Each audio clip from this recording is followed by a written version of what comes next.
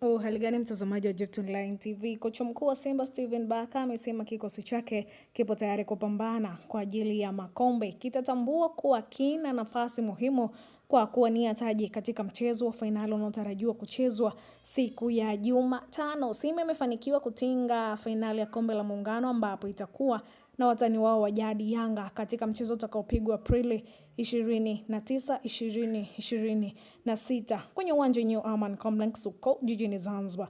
Lakini Barker amesema kuwa hii ni wiki muhimu kwa timu yake, kwani baada ya fainali hiyo ya Jumatano watakutana tena na Yanga katika mchezo wa Ligi Kuu Tanzania Bara utakaochezwa Jumapili Mei 3. Kocha huyo ameeleza kuwa kwa sasa wanachukua hatua moja baada ya nyingine, wakianza kufurahia ushindi waliopata kabla ya kuelekeza nguvu zao zote kwenye maandalizi ya fainali. Leo tutakaa kupanga mipango ya mechi ya Jumatano.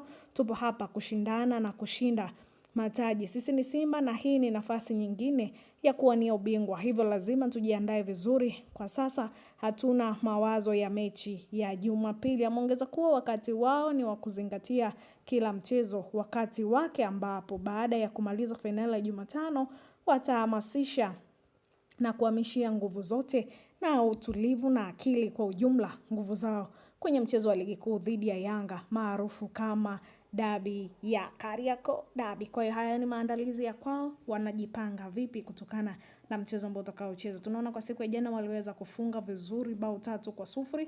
Huo ni ushindi mkubwa na ni njia njema ambao wanatuonyesha sisi mashabiki kwamba kitu gani ambacho kitaendelea kufanywa. Ni wiki ya mapangilio, ni wiki ya moto, lakini tutaona vizuri zaidi jinsi ambavyo wamejipanga.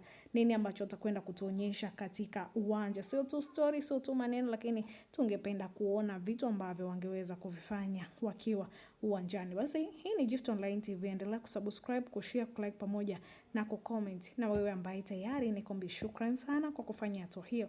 Baki na Gift Online TV, ukweli ambao unaendelea.